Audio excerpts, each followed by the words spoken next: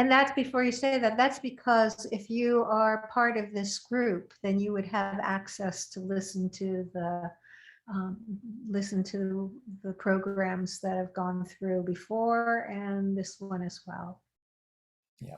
Thank you, everybody. Welcome. It's Monday, April the 18th, or Tuesday, April the 19th. Welcome to Open Hearted Practice Group with Jim and Jori. Today's topic is sharing power, and want to give everybody a warm welcome. Glad you're here. New faces, new friends to meet. And here we are gathering together on Zoom from around the world.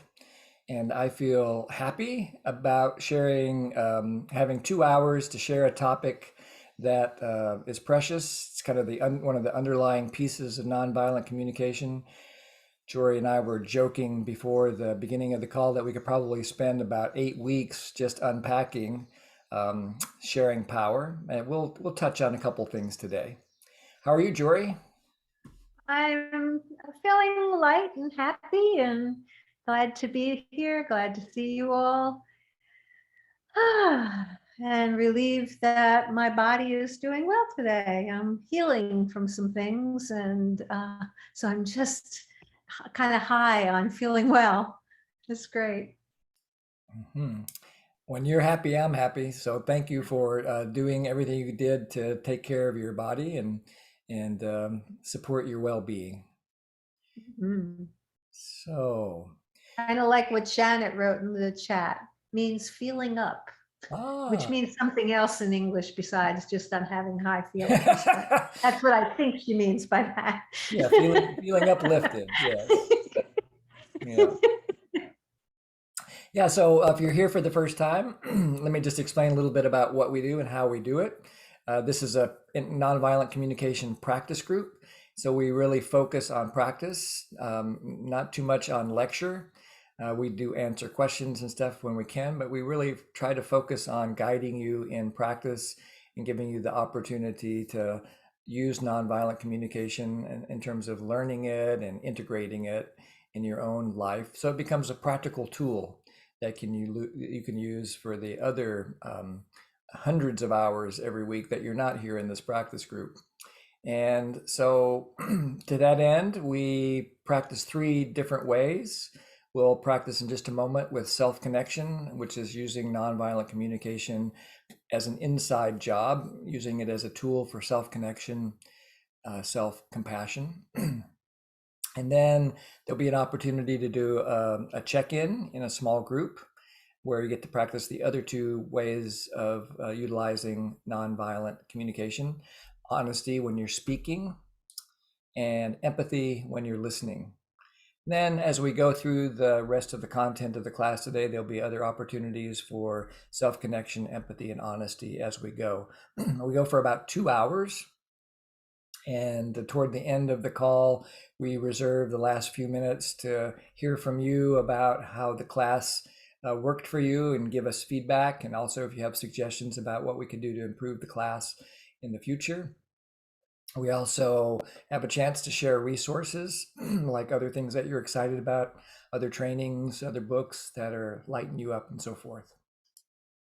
And then at the end, we have you'll have the opportunity to go back into either the group that you were in during the session, because we do breakout groups as we go, and of course they're optional, but at the very end, you'll have the opportunity to stay on and connect with others.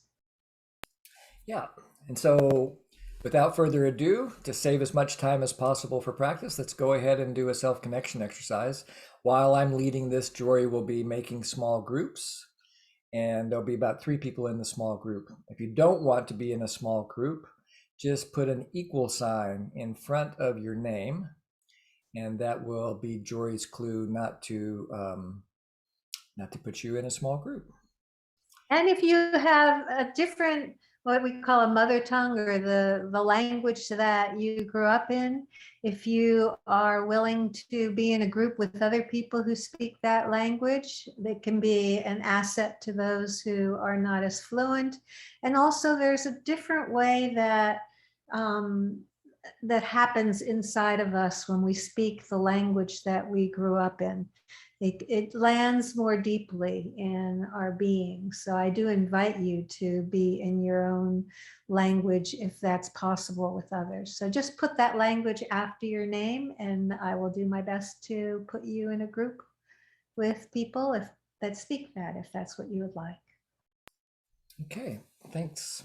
So let's go ahead and practice self-connection and try to be a little bit briefer today, so that we have maximum time to practice. So just begin by orienting yourself. Look around the environment that you're in.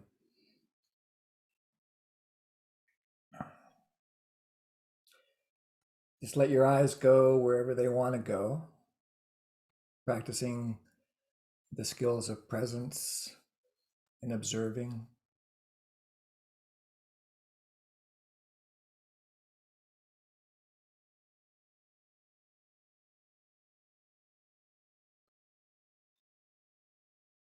You could look underneath your desk if you're sitting at a desk, or behind you, wherever your eyes want to go, and allow your head to accompany your eyes wherever they want to go.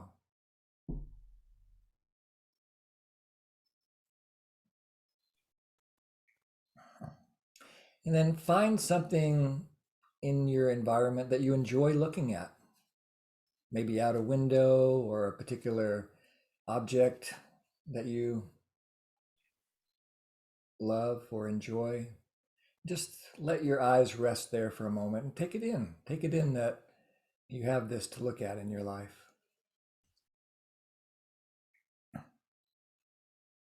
And as you look at it, if you would like to, you can close your eyes. Don't have to do that, but you could close your eyes if you wanted to. And just notice that feeling of enjoyment in your body. And if there's not a feeling of enjoyment in your body, that's fine. Just notice whatever feeling is in your body.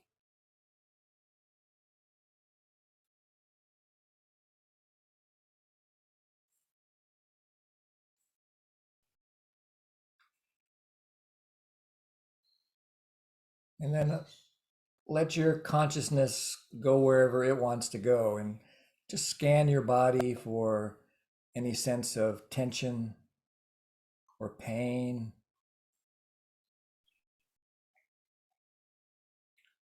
You don't have to do anything about it, just notice it.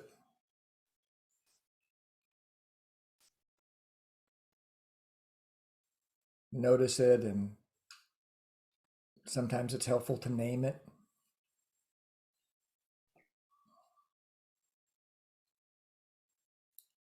And then allow it. It's there anyway. So just allow yourself to have that sensation. If it's so painful that you can't be with it, then please go and do something about it. Stretch your body, leave the call, whatever it takes for you to cultivate your own vitality.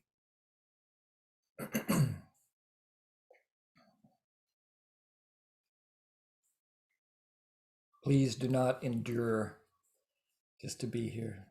We'll be recording the class, so you can always listen to it later. Then also scan the body for any sense of openness or pleasure.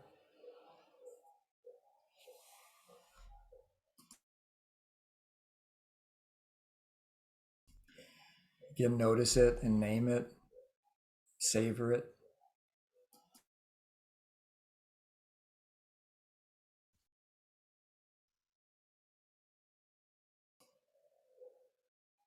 And then consider the question, why are you here? There's 10,000 things that you could be doing right now, and yet you're choosing to be here. What's that about for you?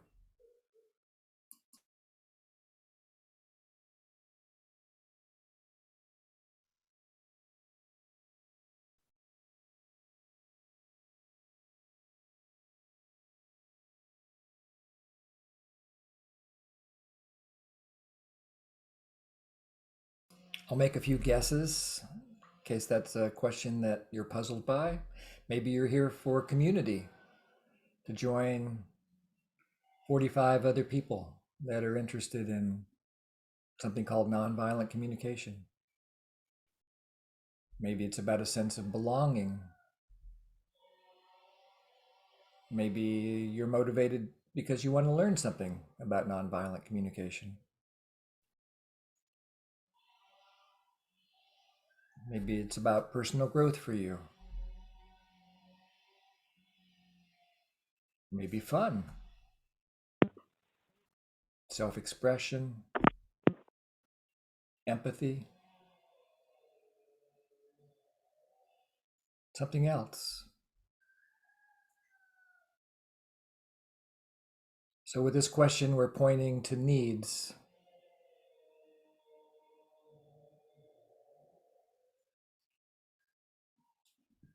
And just enjoy that this need has brought you here. Enjoy that you're surfing that need, what Marshall Rosenberg, the founder of Nonviolent Communication, called beloved divine energy. You surfed it to arrive here.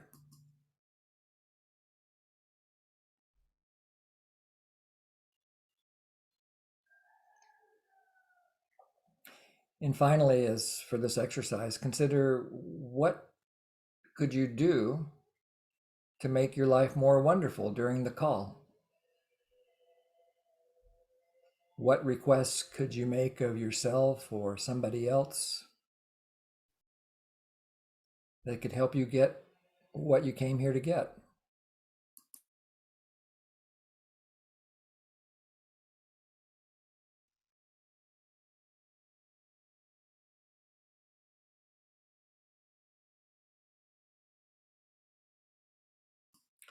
And as we transition to go to small groups, just notice how your body feels again.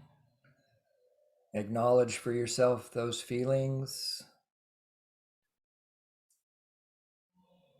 Check to see if there were any needs met for taking this time to be with yourself, any gifts that you received for supporting yourself in this way.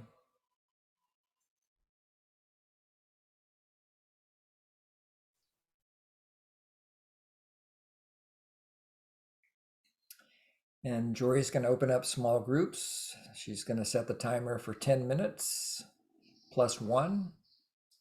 So it'll be a total of 11 minutes. In the small group, you'll get a chance to introduce yourself, maybe to people that you've never met before. Maybe it'll be to see somebody that you've seen before. Might be somebody new or somebody that you're familiar with.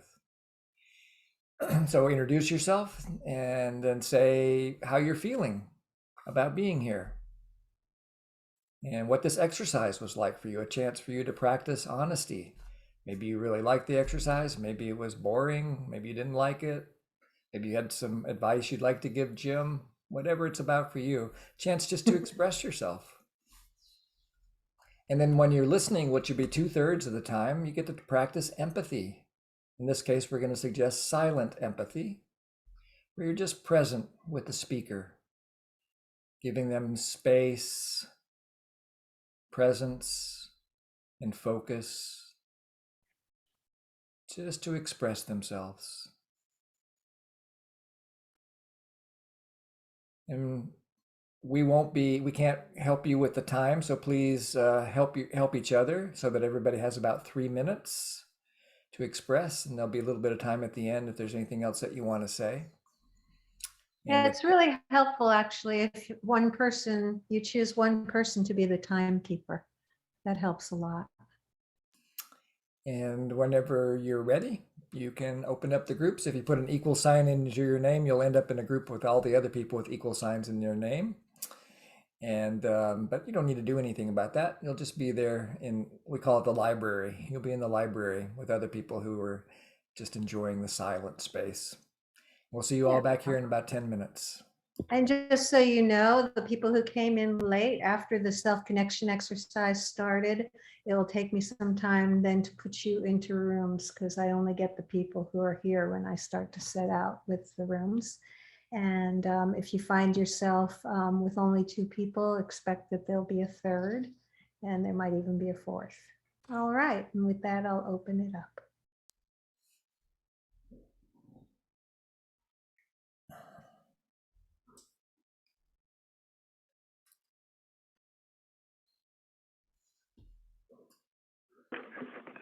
Ta-da!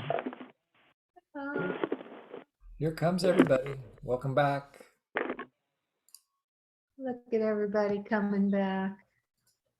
What fun. You didn't have to do anything, and it's just automatic, huh? That's great.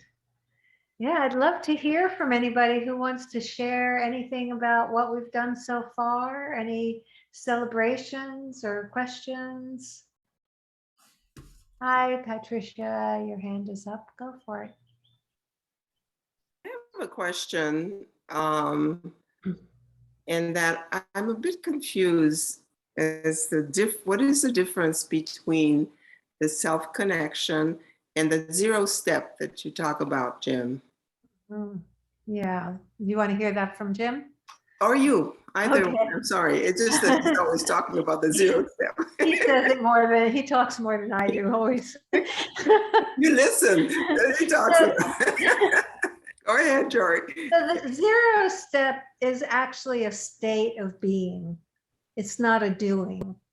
Mhm. Yeah. Does that clarify it for you? Yes, it does. It makes a very big difference. It's like Yeah. you only need the zero step then.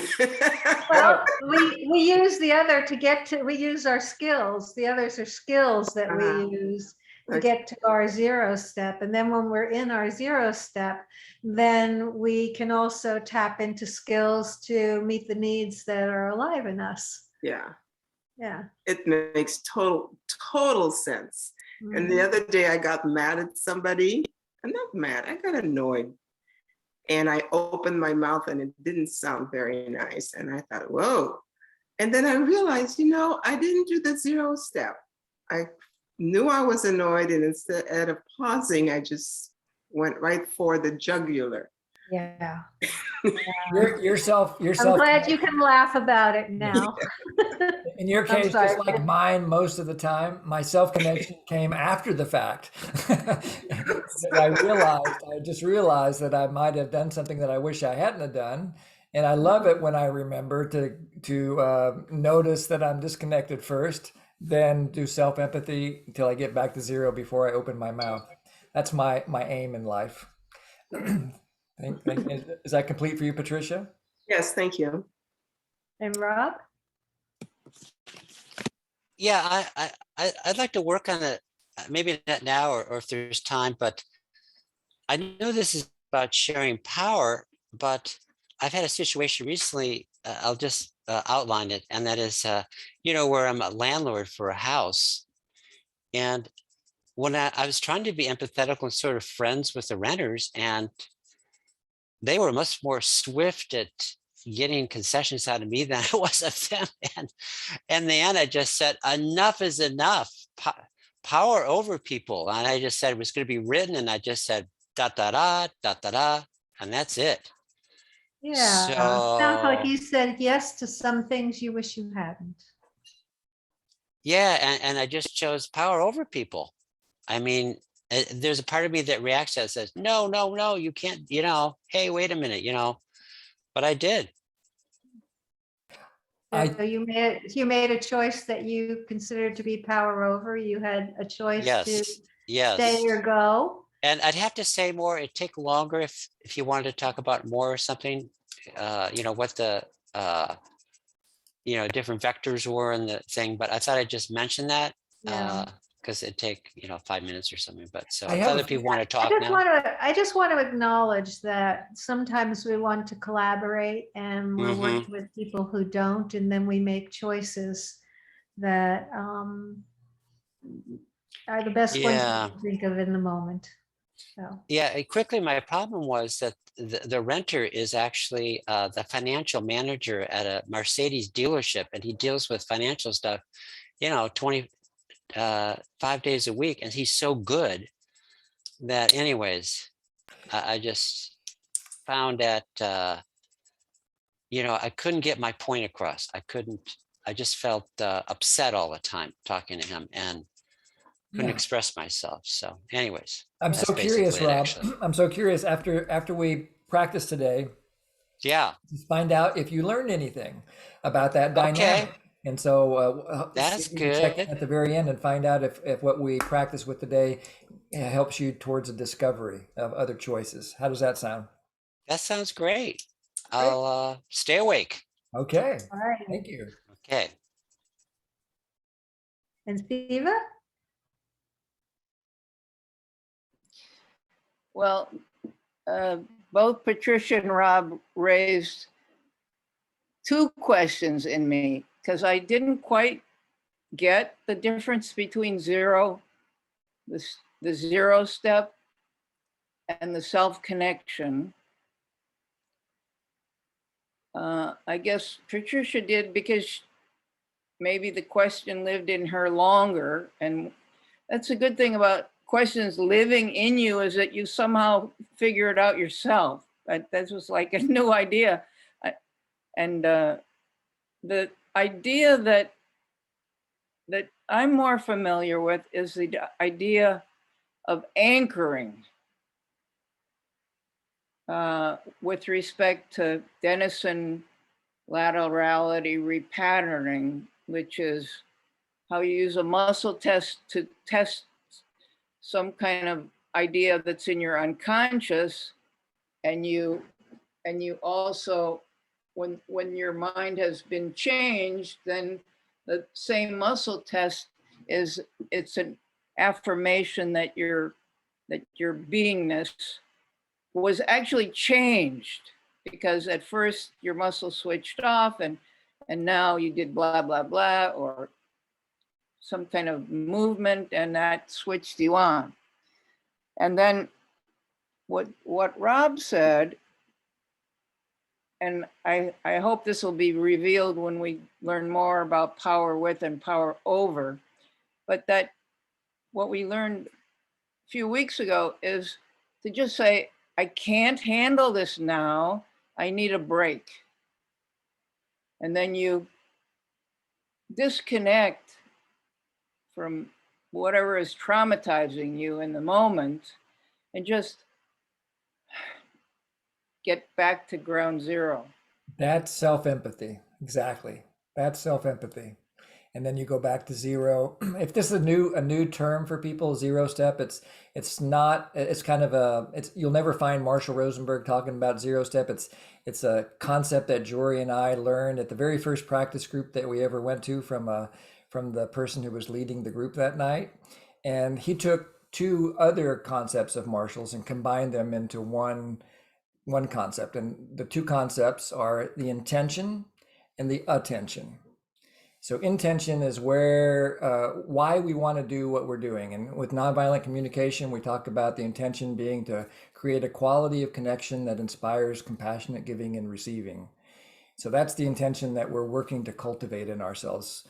Marshall said, and I believe, that it's our natural state to enter into partnership with people. And that's what we're working on today. And then attention is in the present moment. And so you combine those two things, intention, attention, then there's a natural openness that occurs in the body and in the mind. You get open to what's going to happen next. You get curious, you get full of wonder rather than having an agenda. So you learn to, you don't even have, that's the state of being that Jori was talking about. You're in Marshall called life's sweet flow. And so that's what we're going to be practicing today, is how to help us move into life's sweet flow. And one more quick comment from Ellen. So yeah, you go. This is just nuts and bolts. One of our members, she could hear and see us, but somehow her volume was not allowing her to speak to us. So she couldn't share, and I kind of felt some empathy for her. And I was wondering if we use the closed caption button on the bottom. Oh, it's not there now. It's on. Closed captioning is on, but it won't work in your small group. Oh, okay. Yeah. All right. Closed captioning is on, but I don't think it works in small group as far as I know. But So if something was I will within- look at when we go back to small groups, which will be a while. I will look and I will try to join your group if I can and see if I can support her with her audio. Okay. Okay. It would be nice. I'm sure she had something good to say too. I would like to course. hear. Yes. Thanks, Ellen. Thanks for advocating for her needs. Jori, anything Thank else for you before Ellen. we keep going? Did you say that to me or to her? I'm ready to go. Okay, you're ready to go. Okay, great. Super. Thanks, Ellen. And I will share my screen with you now briefly. So this is the skill that we're working on today, sharing power. And for those of you who are here for the first time, we have been working since sometime in October on 28 skills that are contained in the Pathways to Liberation matrix of self-assessment. And I think we're on the 25th week this week. So we've been going at this for quite a while. And so we're getting close to the bottom of the list. And as you go down the list, the skills become more and more complex. And we need to use, to be effective, we need the skills that we've already been covering before that are more basic. And so sharing power we define as transforming domination, valuing everyone's needs with mutuality and respect, transcending submission and rebellion. And I could spend a lot of time now and try to define what all these words mean and kind of send you up into your head. And then we could, there'd be questions about it and comments about it, and we would lose a chance to practice. So I'm just going to let all that go for the moment and move directly into practice. And then we'll see what you can discover on your own as you practice. And so the first skill, or the first practice that we're going to work on today, is called discovering submission. And of course, you know what discovering means. And submission basically just means it's mostly unconscious habit that we human beings have, that when we're faced with someone that we think is an authority and they tell us to do something, we do it. And there's good reasons for why that happens. It has to do with the way we've been educated during our whole existence. And so it's quite deep in us, and it's usually unconscious. And so today we're going to take a step towards making what used to be unconscious more conscious. And so this is a little bit of a written practice. And so you can start by this question here. Think of something that you tell yourself you have to do, and then write it down using the form I have to, and then fill in the blank. Think of something you tell yourself you have to do, and then write it down in a sentence, I have to, and then fill in the blank. So one example is Jori and I went and got the mail just before the class, took a little walk, and this was in the mail, and it's from the county of Maui, and that says here to avoid what it says here is they want me to give them $477.65 to renew the registration and the license plate on my car, our car. And so I have to pay about $500 is my observation. So now I'll be quiet while you come up with an observation for yourself. I have to.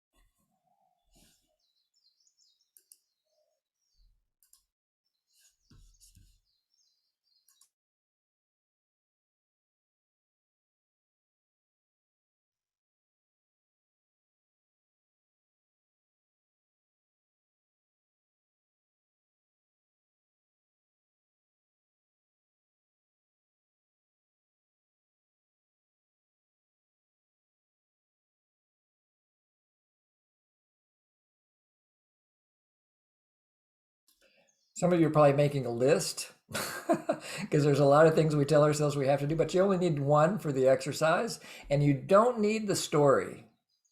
You just need what we call the observation in NVC, just the quick one-liner.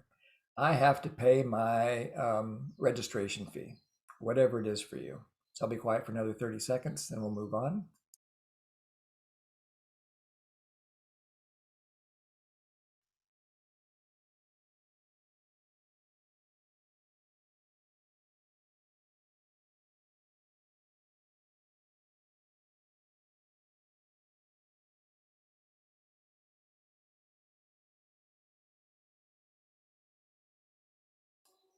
Okay.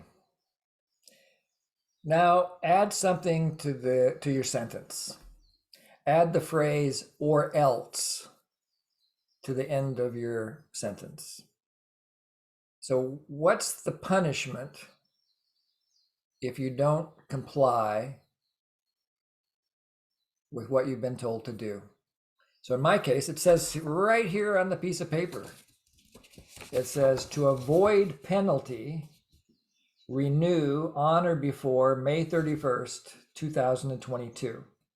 I don't know specifically what the penalty is. I don't really want to find out, but I'm sure it's about us giving them more money. And so I would add, I have to pay my registration, or else I have to pay a penalty fee.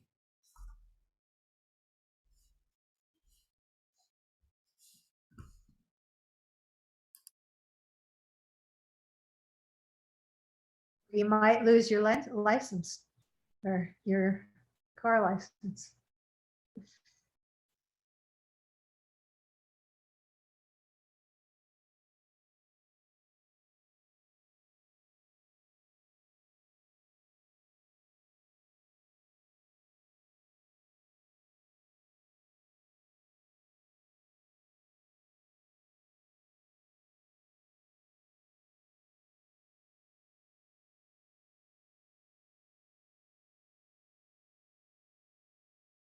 And as you connect to the penalty or the punishment of not complying, you might start noticing thoughts and feelings that are coming up for you. These are really important signals that your body is sending you to be alert to the presence of domination and submission, which we'll talk more about as we keep going. So notice how you feel right now, including how you feel as you tell yourself, I have to. So if I tune in and I notice I have to pay, or else I have to pay my registration, or I have to suffer a penalty, and I tell myself that, I notice I stop breathing. I want to cough. I feel tight and tense and so forth. So what do you notice?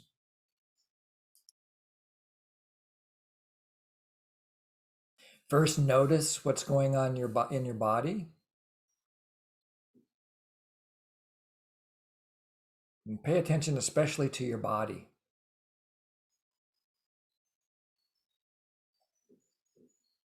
Notice it and then name it. Write down the name of the sensations and emotions that you're feeling. So I feel tight, a little worried,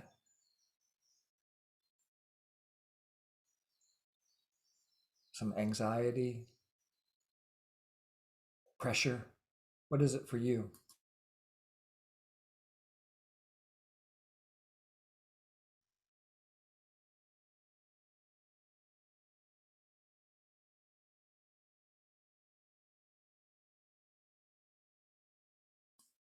You might also notice other thoughts coming up.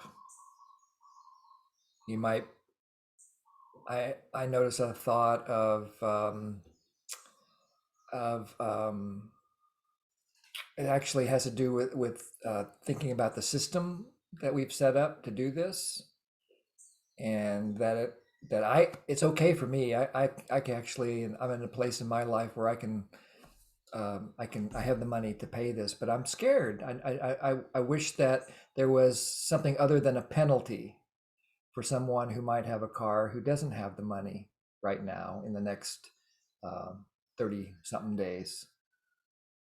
So I start noticing some thoughts. And if you notice the thoughts, just notice them and then go back to the body and stick with your feelings.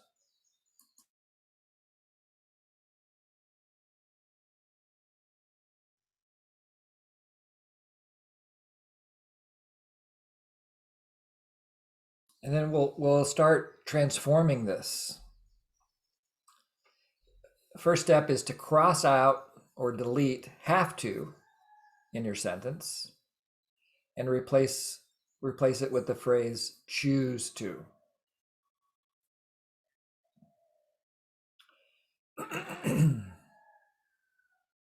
So I choose to pay my registration fee. At least I'm going to consider that choice.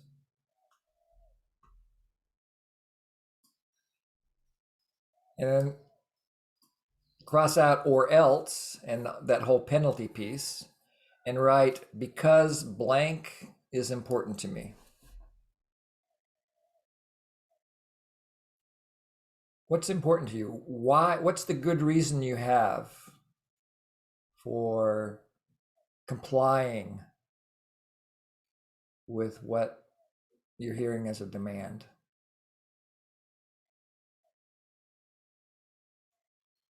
So in my case, it's around choice. I want to continue to have the choice to drive my car without the anxiety of having an expired license plate. So it's about choice, peace of mind.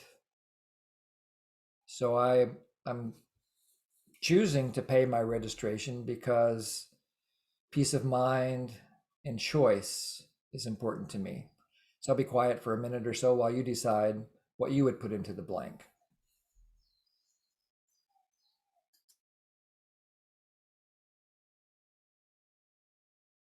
I'm not clear with the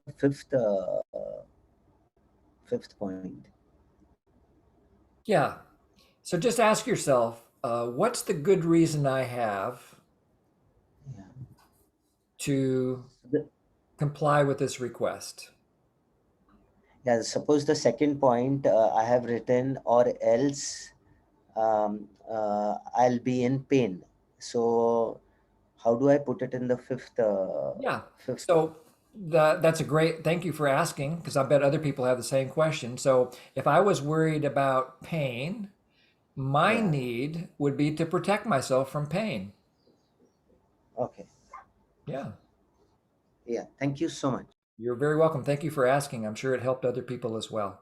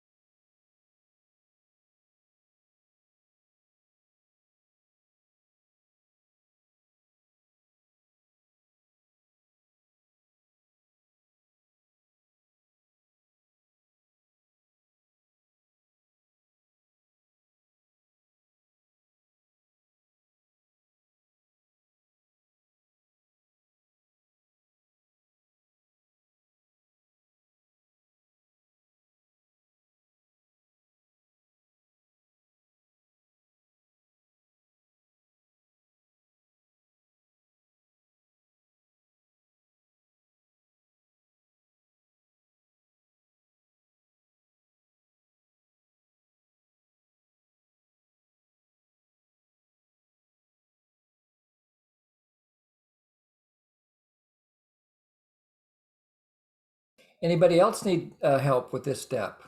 Happy to help anybody else. Sometimes we put up a needs chart here. I'm having a little trouble with my computer today. So I'm not doing that. Jori put a link into the chat. I think that goes to a needs wheel. Sometimes needs wheel, looking at a list of needs can be very helpful. Other times it might be send you up into your head. So you can just choose if you're feeling a little bit stuck. Feel free to use that that resource. Anybody else have any questions that might support you in getting to what's important to you? One of the things you can do when you see what's important to you, you can then ask yourself, and if I had that, what would be the deeper meaning of that? And that helps you go deeper and deeper until you get to that place where you go, ah, yes, where you've connected to something that is so universally valuable to all of us. And there's a certain, I often experience a certain sense of relief. It's like, yeah, I know what really matters now.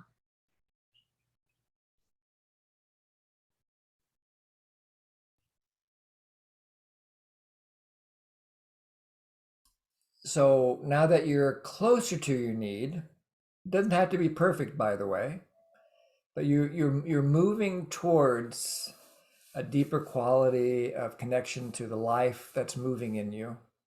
Notice how you feel now. As you say, I choose to fill in the blank because blank is important to me. What's it like for you to talk to yourself in that way?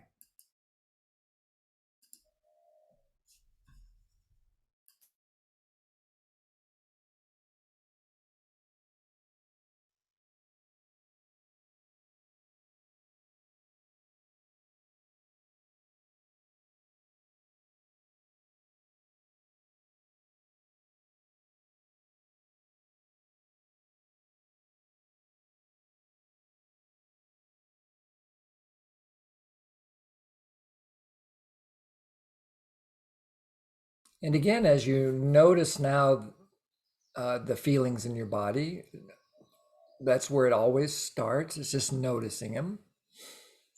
Maybe it's helpful to name them and then allow them, just allow them to be.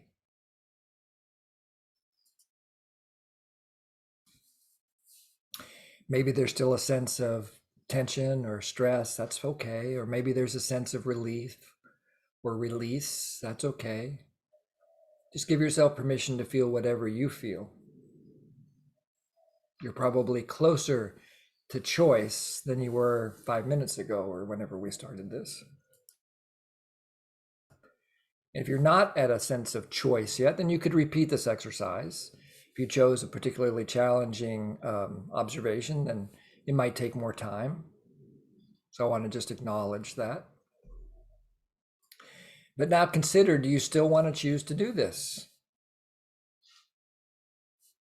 Knowing what you know now, do you still want to choose to comply with this request?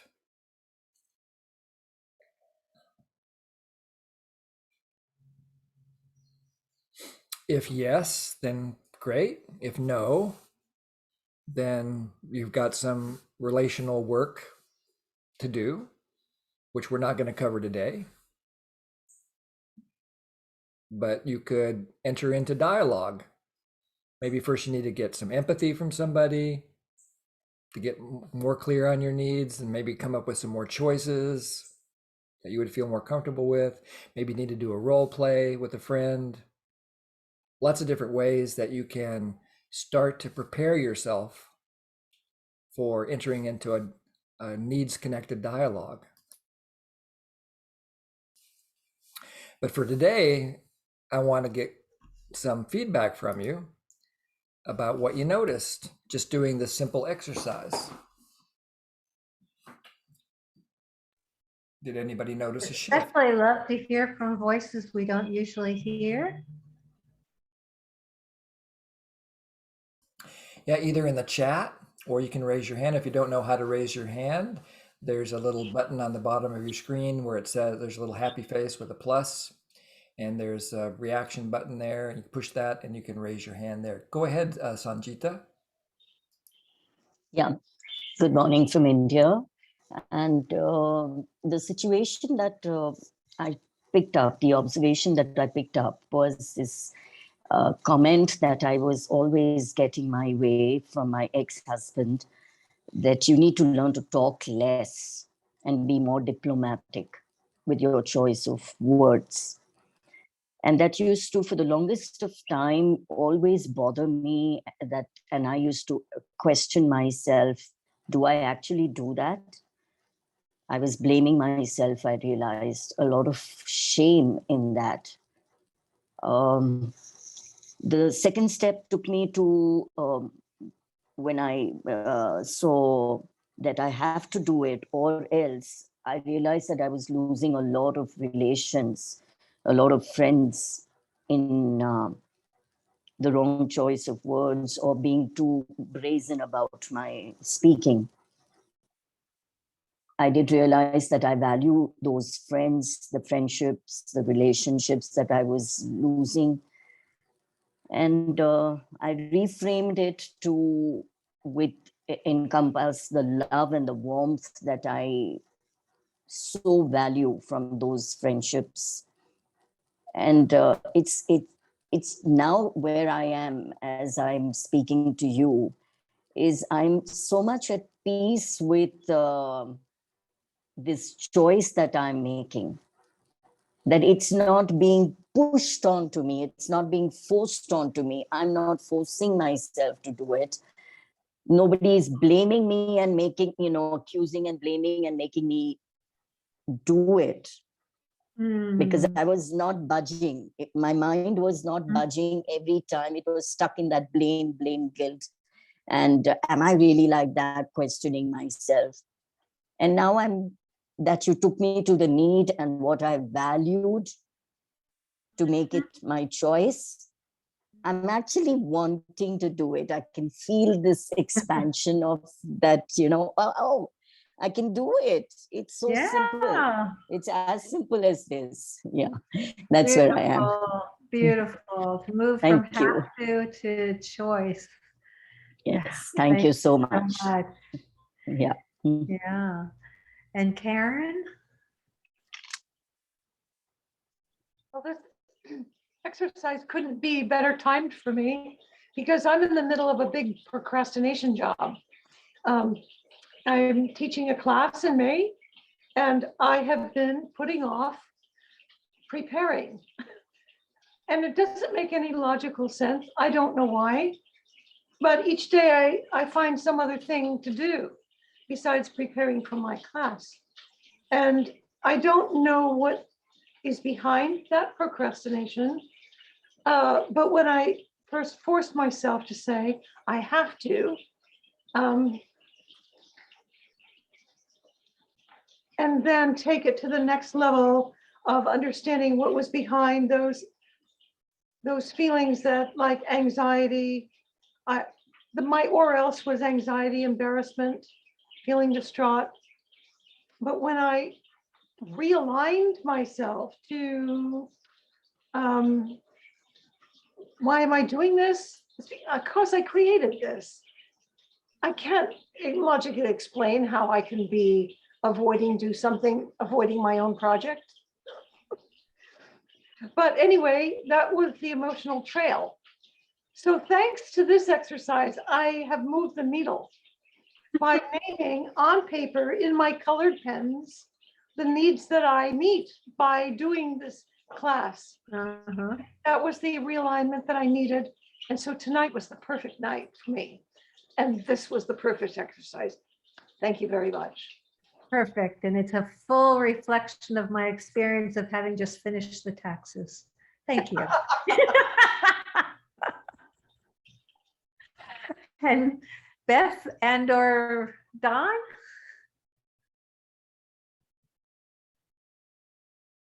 Oops, Gonzo. No, they're here. We just, we can't hear them yet. Oh, okay. Well, how about we go to? No, they're just unmuting. They're just unmuting. Hi. Oh, there they are. I felt a great change of energy with the changing from have to or else. And then we went to choose to, because, and then got into our needs. So I felt a great change in energy. And I want to remember this and do this and choose to use choose, oh boy, Yeah. instead of I have to pay the taxes. Because we're in Washington State, the property taxes are due at the end of the month. And boy, and we had a wonderful sunny Easter, and it's raining today. Thank This is a wonderful you. process, choosing instead of have to. Thank you. Yeah, you're very welcome. This is the world I want to live in. Thank you. Thank you, and thank Marshall. Marshall's who we learned this from. It's actually in his book, Nonviolent Communication, Language of Life. And I bet we've taught it 100 times, and it's a very reliable glimpse into this other way of being that nonviolent communication offers. And Deepesh, go ahead.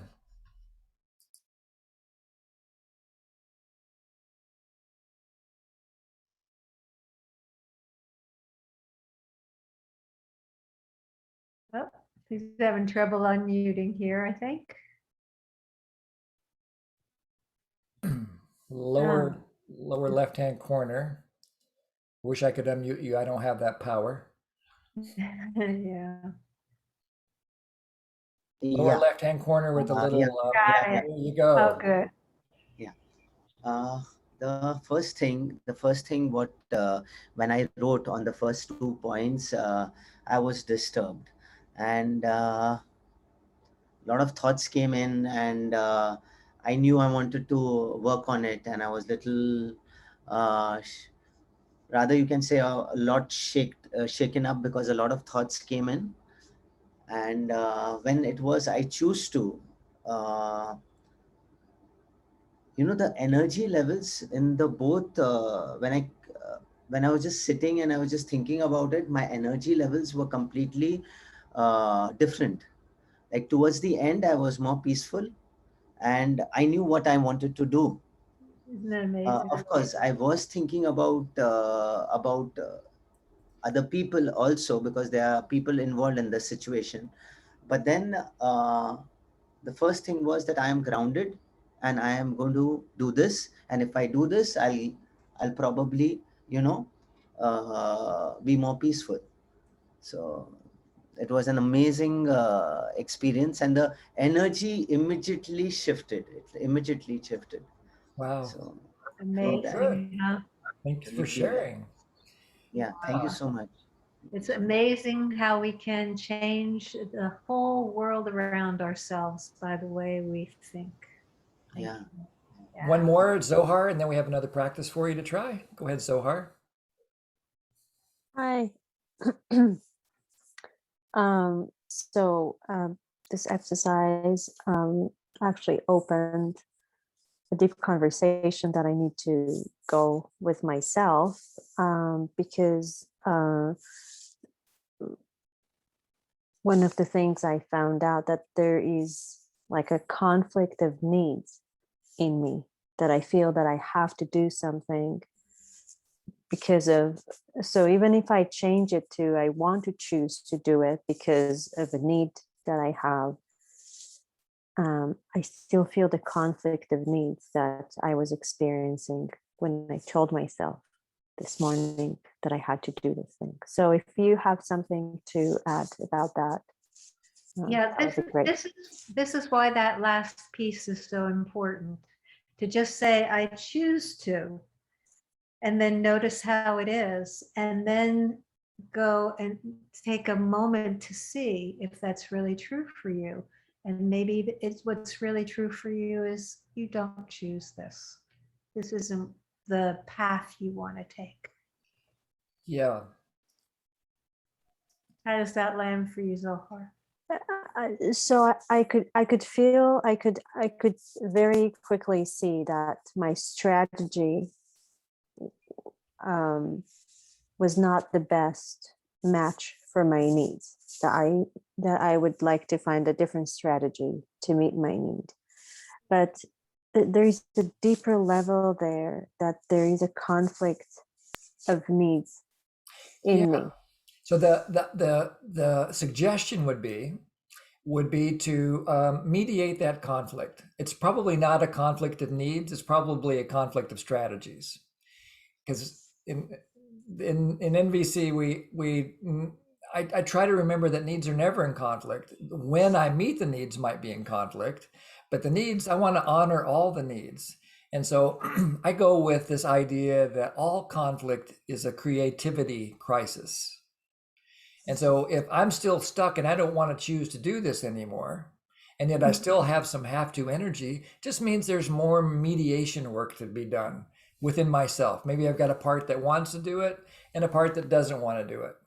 So I want to take the time to connect with both of those parts and to see if I can find some kind of creative strategy that acknowledges the needs of both of these parts within me, these what you called conflicting needs. They're probably conflicting parts, and just acknowledge them and love them, love the preciousness of those needs, and then open to the possibility that maybe there's another way that I haven't thought of yet. And then just wait and see if another way arises. Yeah. Thank you. You're welcome. So let's turn it around now. And do one more practice, and then we'll go to small groups to talk about it. So now we're going to transform domination. So submission is when we're on the receiving end. Domination is when we're on the sending end. So because of the way we've been educated, at different times in our lives, we play both roles. Sometimes we're the submitter, and sometimes we're the dominator. So think of a situation in your life where you have some structural power. And what I mean by structural power is you have the power to access and control resources that the other person doesn't have. It could be for a variety of reasons. It could be because you're the boss. It could be because you're the parent, because you're the healthier person, well-being wise. Could be lots of different reasons, but there's something in you, in your situation, where you have some structural power. And consider who else is involved first.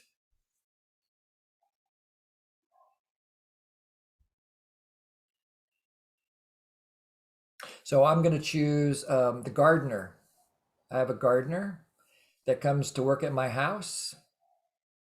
I have structural power because I give him money and he gives me work. And I could withhold the money if he doesn't do what I want. So it's clear that I have structural power. And I want him to work on a particular project in the yard. So who else is involved, and what do you want the other person to do is the first question.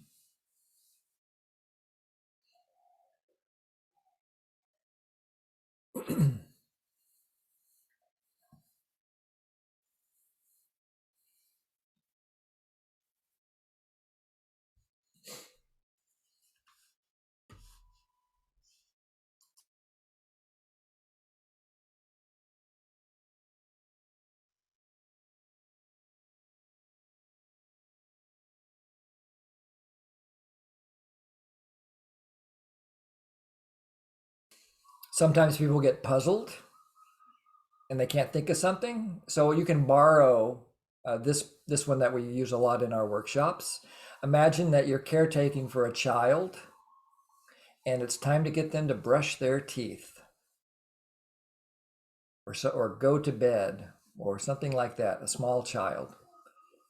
Somebody that you weigh 100 pounds or more of them, you tower over them, you clearly have structural power. So that would be one that you could use as for practice.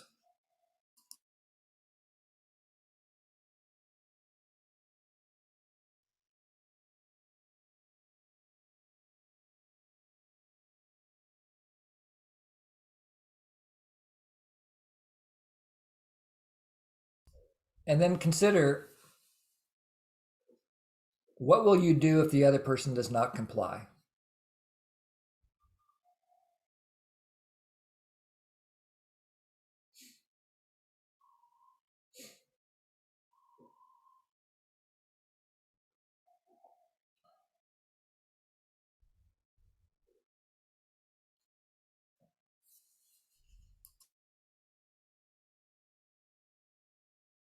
In other words, what's your or else that you would impose on the other person?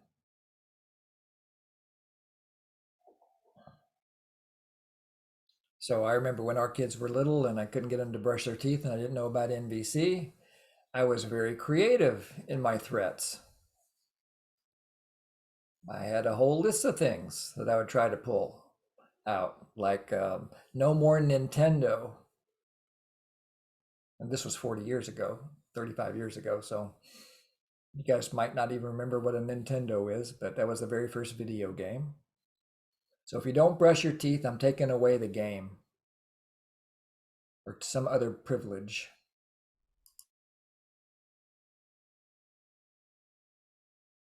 With my gardener, I could just tell him not to come back. I'm going to find somebody else.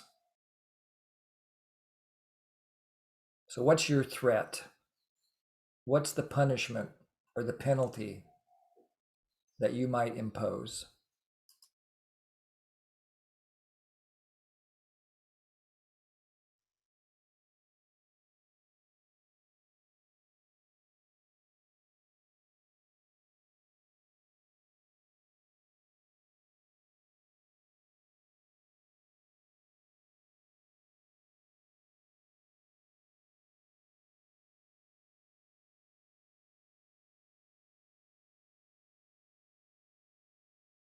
So underneath that threat or that penalty, there's some good reasons you want the other person to comply. Marshall called them good reasons. What's the good reason you want the other person to do what you want them to do? So in my case with the gardener, it's about fulfilling like a vision that I have for the garden, some cooperation,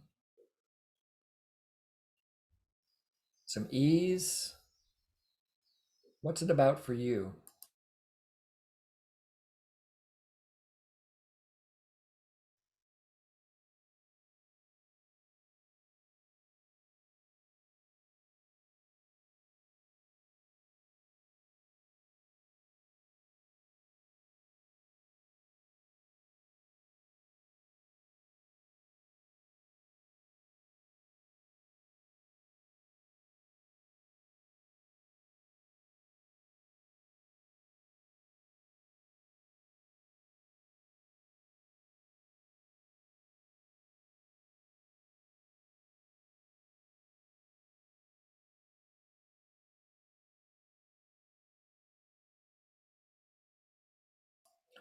This is the flip side of that question that we did before. What's important to you?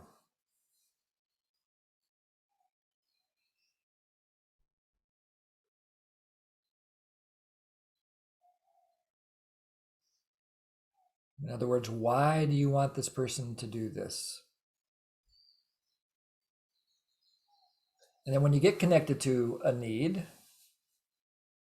and if you don't have one, that's okay. Just use cooperation, right? You can just use that as a need, cooperation. That'll work for the rest of the exercise. And then hold that need or those needs as precious. And what I mean by hold a need as precious, it means just to enjoy the energy of that need, to enjoy that this is the motivational power that gets things done in your life. Of course you want cooperation. Of course. Go ahead, Deepesh, what's your question? So it's just that it's just the feeling that we are going to get if that work is done, or if that person does that work, right? Close. Yes, that's very, very close. You will get a feeling out of it, but the feeling will probably be relief or happiness or something like that. But why? Why do you want the person to do it? What's the value of it? Just to really connect deeper to what the value is. And it may just be that you want some well-being or some ease, maybe joy, something like that. So that would be fine to work with it that way. Okay. If you want some more help, you can just tell us what you want the other person to do, and I can make a guess. So, it's about the work, and if in case I have given some work to a manager, and I want him to do it. Uh,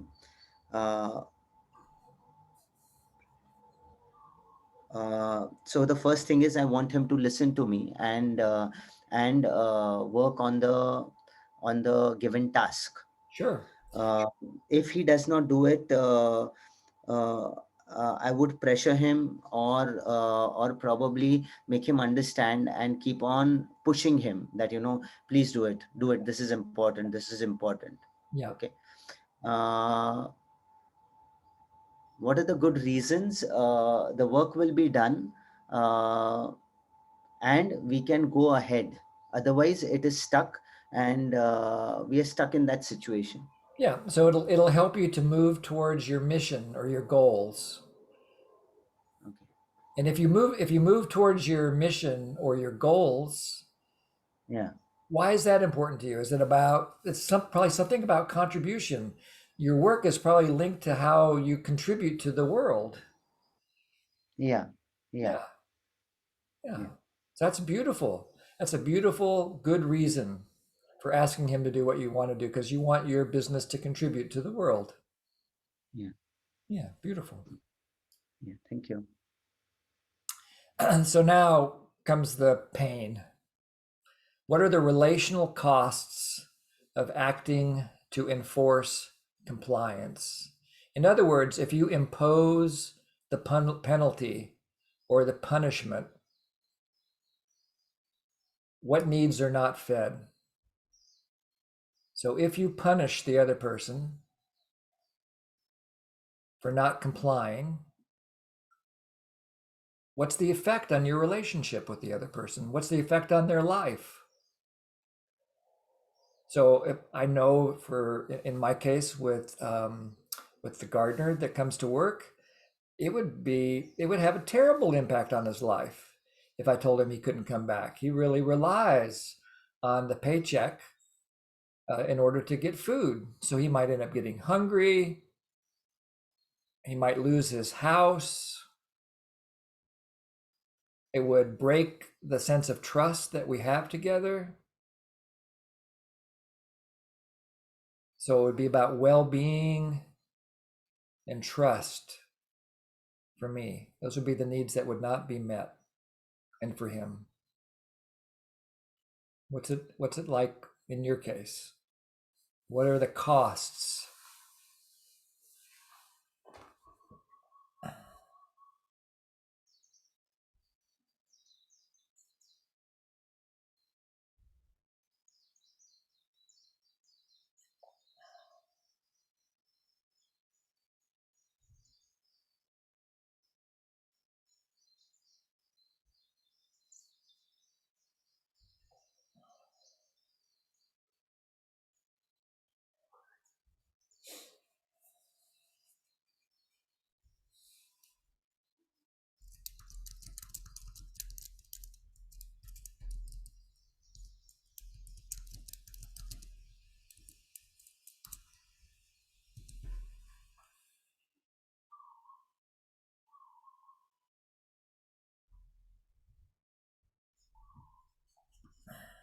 And again, hold these needs as precious. Go ahead, Jeanette. Whoops, can't hear you yet. Jim, I find this fascinating because when I hear trust, it's usually a dilemma within me about control versus trust or faith over fear. And that seems to be a ongoing thing about anything that's new. Can I trust doing something in another way that I've never done it before? No, because I'm more comfortable in controlling, but that's really my fear. Sure. So anyway. Yeah, beautiful insight. And hold both of those needs as precious. Both the need to trust and the need to protect. Those are both alive in you. So we don't want you to give up one in favor of the other. We want you to hold them both. Because maybe there's a way that you can reassure yourself that you're safe and trust that something new could happen. Maybe not. It's just an experiment. We don't know whether this is going to work or not. Thank you. Yeah. Sometimes it just takes time to sit with it, to see what else comes up in your understanding. And if it's really complex, sometimes you just find someone who's willing to sit and listen to you. Sometimes we need some empathy to be able to get to what's really important. And the fifth question that we're gonna, and then we're gonna send you after you just once you Jim, are you write- still there? Yeah. Rob, did you say something? Okay, must have been something offline. So the fifth question is, what could you propose that might contribute to more needs being met or satisfied with less cost? And you can talk about this in the small groups. Maybe you can come up with another proposal that could accommodate all the needs that are satisfied. Are people hearing me? Rob seems to think, okay, good. Rob says he couldn't hear anything. Maybe it's back now. So we're going to put you back in your small groups to just talk about your experience of what you've learned so far. And if you get around to what you might be able to propose that could contribute to more needs being satisfied with less cost than punishment. Okay, so we're going to do this for 14 minutes plus 1, so a total of 15 minutes. And so it'll be more leisurely than the first group.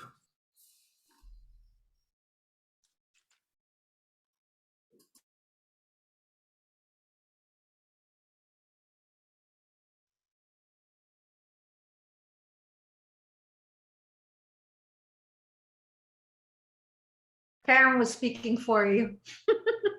People are starting to come back.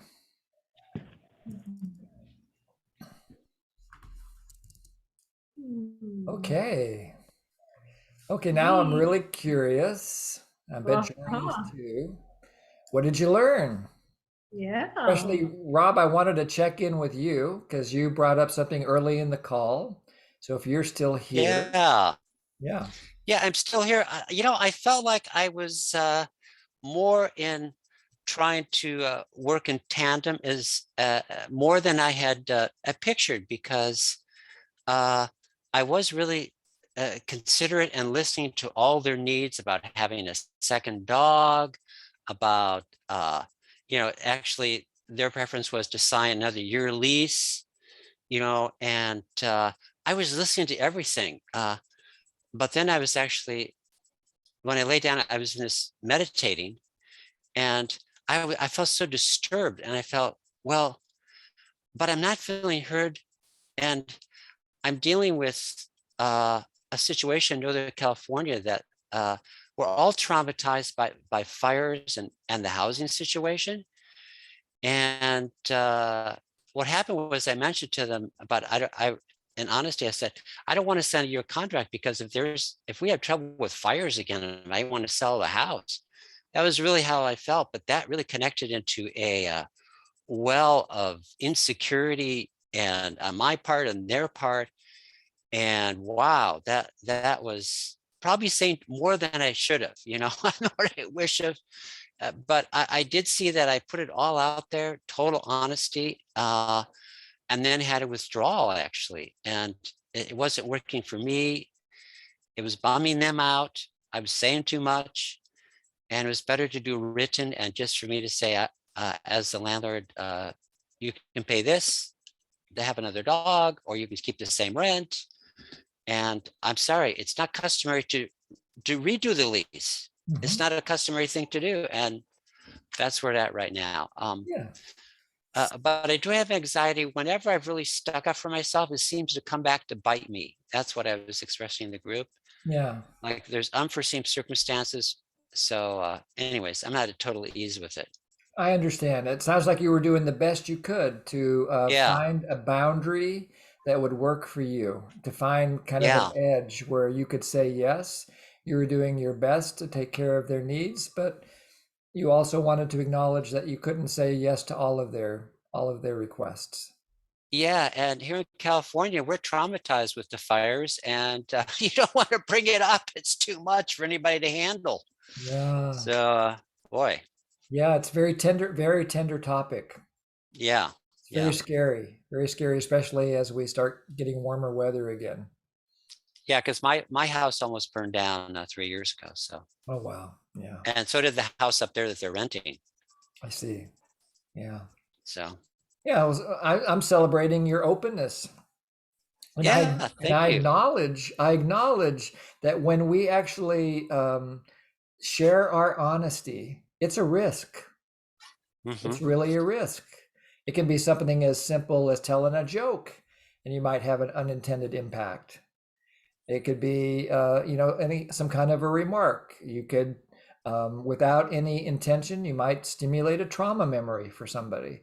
All these Yeah, things are yeah. possible when we open our mouth. But I did get down on myself and stuff because sometimes I forget who I'm talking to. I forgot it was the landlord in a sense, and maybe you don't want to share with all your thoughts why you might sell the house. Talking a bit too much. Yeah, He does maybe you too don't. knowing, I think. Maybe you're going to be a new kind of a landlord that I think I'm you sounds like you did the best you could talk to about that in to a work different Yeah, within the thank you. system that you had. Yeah, great. I'll Thanks, give Rob. Thanks for checking back in. Beth and Don. Okay. Who? Beth and Don. Beth Beth? and Yeah, I had a question. The statement needs are never in conflict. I'm having a conflict about that. Yeah. I'll give an example. Like for example, I have a friend who's cohabiting a house and she's having a little bit problem because her roommate needs noise and she needs peace and quiet. So it seems to me you have needs there that are in conflict. That's a pretty classic case of mediation. You know, I think we've actually done that one in our mediation practice group, something like that. And there's a need. Noise is not a need. Peace is a need. There's some kind of a need underneath that noise. Maybe it's self-expression. Maybe it's I see. fun, something else. You know, maybe it's the joy of watching a TV show that's a little bit noisy or something like that. And so as you navigate the needs, then you start with empathy, you know, just really connecting to the needs, both for person A and person B.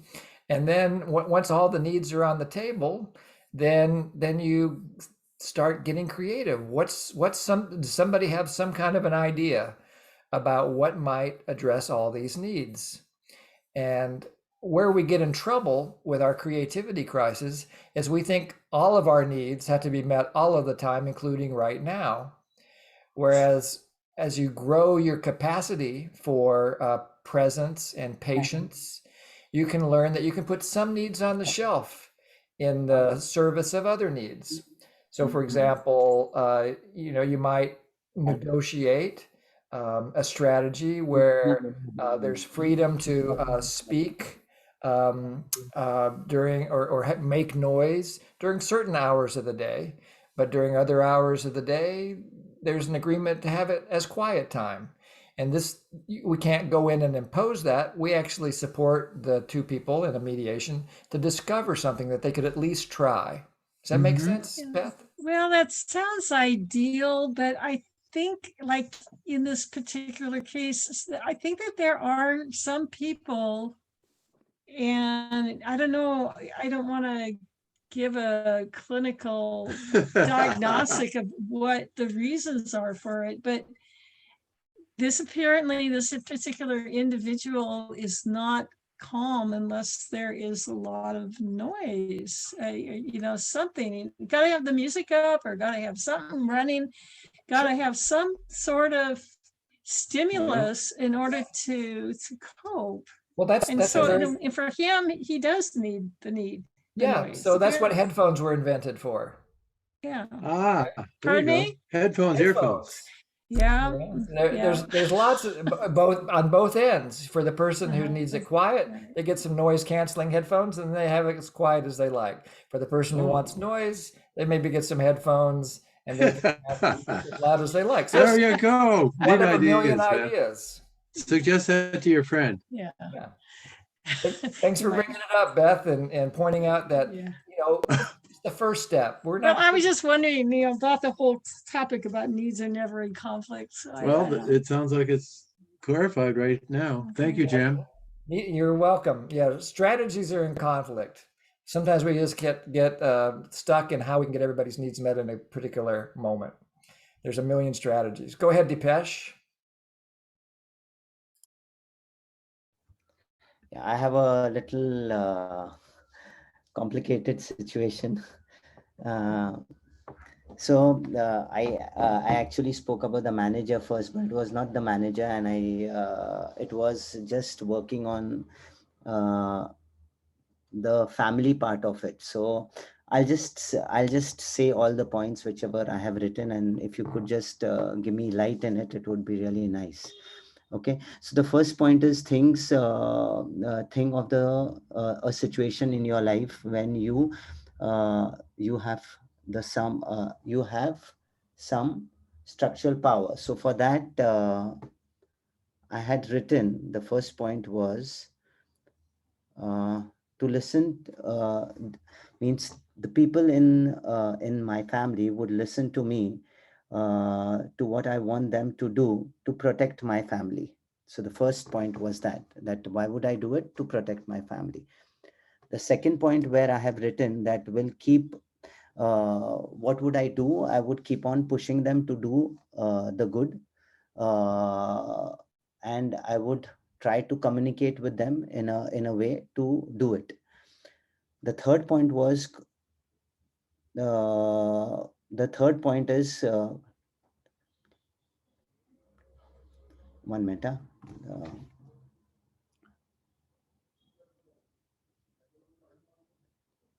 Yeah, what would you do? The second point, what would you do to comply it, is that I would keep on pushing them. The third point was what would happen. So if they do it, the family would grow together. So the people in the family would grow together. If it was my daughter and I had to tell her to do something, what I would prefer that she would do it. If she doesn't do it, I would keep on pushing her, or by ways I would probably send her an article, or do things. If they do not do it, probably many a times what happens is, both of us, my daughter, myself, or whether it's someone else in the family, we both land up being sad. So both would be sad, and if it's not done, sometimes the trust part of it, because if there is a commitment where that other person says I'll do it and they don't do it, then the trust factor also gets a little hampered. Sure. When it comes to the family, I would communicate with them to work things out in a proper way. Yeah. Yeah, so that is the fifth point what I have written. Sure. I don't So know I just want to whether I'm on the right acknowledge. page. I just want to acknowledge, Deepesh, that you decided to go for the PhD program on your very first class. Working with close family relationships is a big challenge, and there's no quick fix. You're absolutely right. One exercise is not going to fix this. It's going to take lots and lots of practice, and you may be the only one practicing. You may be the one that's always the one bringing your skills to the table. And as you grow your skills, you'll get better and better at finding a way to get everybody's needs met. So it seems to me that you're right exactly where you should be, so to speak. How does it sound to hear that? It sounds good, and I'm up to it. So I'm going to see to it that I get this right. Yeah. There's some wonderful videos of Marshall on YouTube where he talks about similar things with family issues. Maybe you can find him on YouTube, and I look forward to you coming back if you're led to, and we can keep practicing together. And see if we can support more and more connection with you and your family. How does Yeah. that sound? Yeah, it's very nice. If you could just type the name of the YouTuber, so I can just. Sure, I will do that as soon as the class is over. You can just stick around. I'll give you some links. Okay, thank you so much. You're very welcome. Tanya? I think in this power over, power with, power under discussion, the thing that's has really saved my bacon a lot is me being real clear about what's mine to do. And being really clear that there's absolutely no way that I can control what someone else is going to think or do. Believe me, I've tried. I've tried, swinging the watch in front of their eyes or sending them mind-changing vibes, and I have not been able to actually make someone do what I want.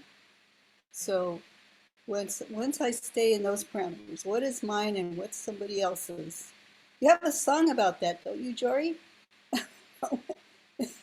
Not remembering one, but I think you guys sang a song. You said this was like it's seminal song for you about what's mine and what's someone Yeah, like else's. I'll work on me, you work on you. Oh, yes. Oh, yeah. Yes. So what's mine to do? What's in my corner and what's in someone else's corner? Right. And sometimes I'm not dealing with the person who has an intention of finding a solution. Yeah. So sometimes I'll have, and I was thinking of Rob here. This, sometimes we run into someone who's not really willing to negotiating what we would feel is a fair solution or something, and at that point, then my job is to pull my happiness back into me, and not stick it in the hands of someone who's already demonstrated that my well-being is not a top priority for them. Yeah, to we acknowledge. don't have control over other people, and the liberation is to realize that then take care of your own needs at that point, ideally not at other people's expense, but to actually just move forward with your life. Yeah. Thank you, Tanya. And just to note that it's 5:25, and I'll get to you in just a moment, Siva. So let's just do our end of the class links and so forth, including to meet Dipesh's request. Here in the chat is a YouTube video of Marshall Rosenberg many years ago doing 3 hours of a basic training in NVC. Boy, I wish I would have had this when I was a brand new student. To be able to watch Marshall over and over and over again is quite the gift. When I was first learning NVC, I had to wait 6 months for him to come back to town. And so this is quite the gift. And so that's one link. Hope you all enjoy that. Any of you who haven't seen it before. And you could just do a search for Marshall Rosenberg, and the YouTube algorithm will, once you watch one, you'll end up with 1 million in your queue. The second link to share with you is how you can join our mailing list. And that, most of you are probably on the mailing list, but if you're here for the first time and you would like to be on our mailing list, you can just click on the link that I'm going to put into the chat right now. Excuse me. Thirdly, we record these classes and we put them on our website, and we have a YouTube channel where people can watch them.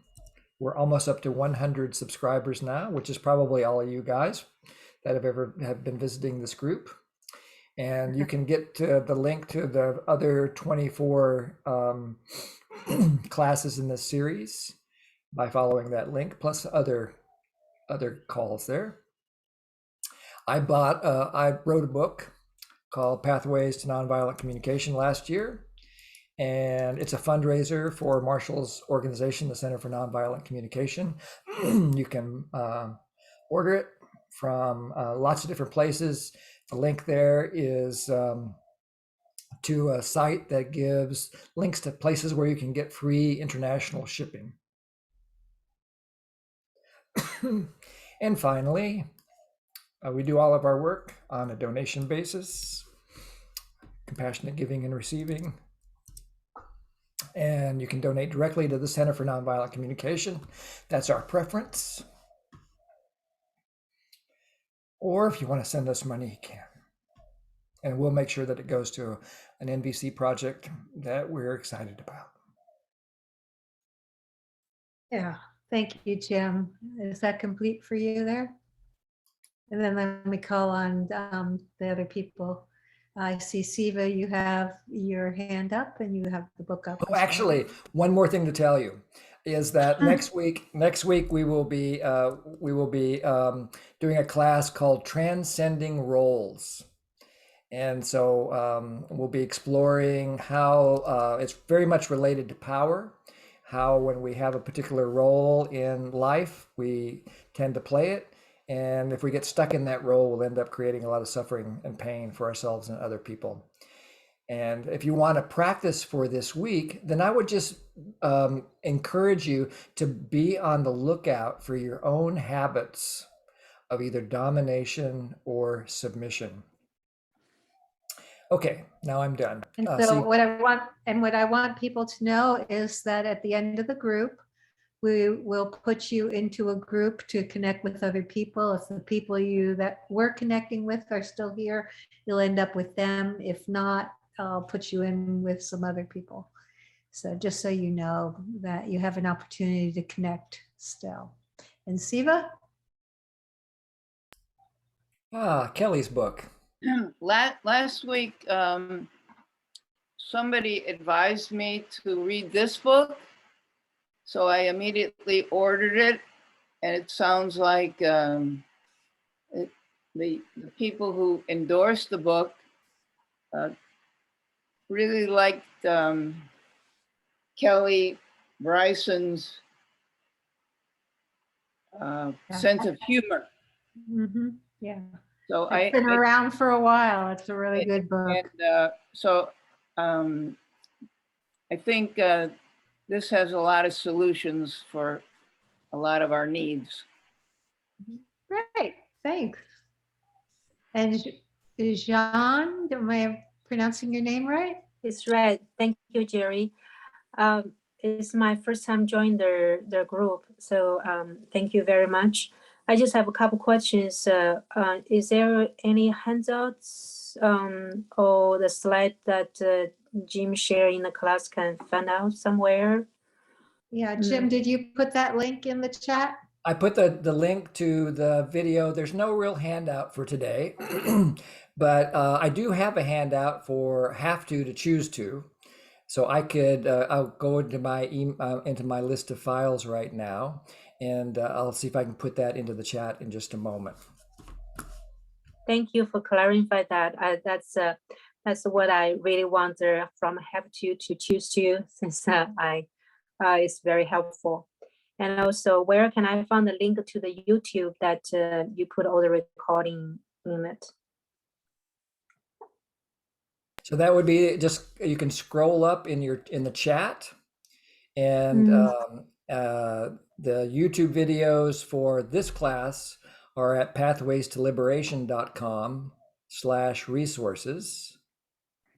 And then above that, a little bit further, above Patricia's takeaway, which thank you, Patricia, is a link to Marshall's video. And Jim, did you put a link in there for her to use to sign up for the class? I did. You did. Okay. Did you find that, Jean? For this class, I got the email. Okay, great. I'm in the mailing list since I got emails. Yeah, I also saw your links for the Marshall Rusher's link. Is also for this class recording is a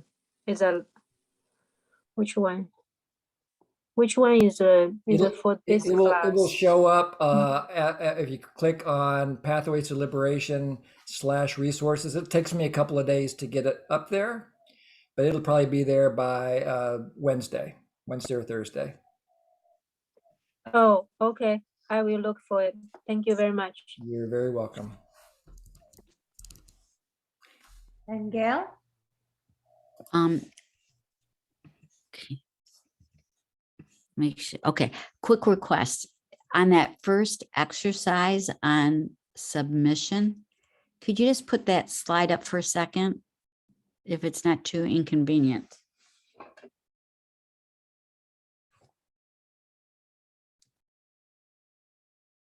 And thank you. You guys are marvelous. Modeling patience. Mm-hmm. I'm going to share my screen to meet Gail's request. I'm going to keep looking for the have to thing. Where did it go? Oh, there we go. There we go.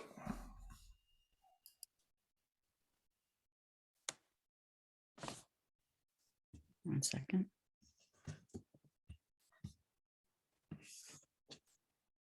Thank you. I'm complete.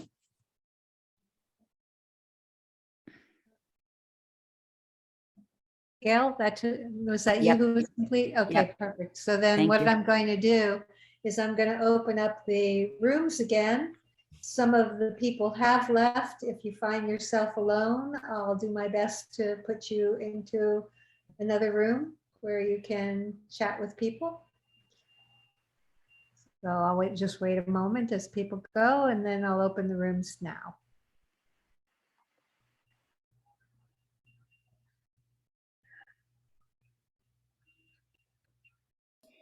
Okay. Okay. Everybody's gone. I didn't get a chance to put the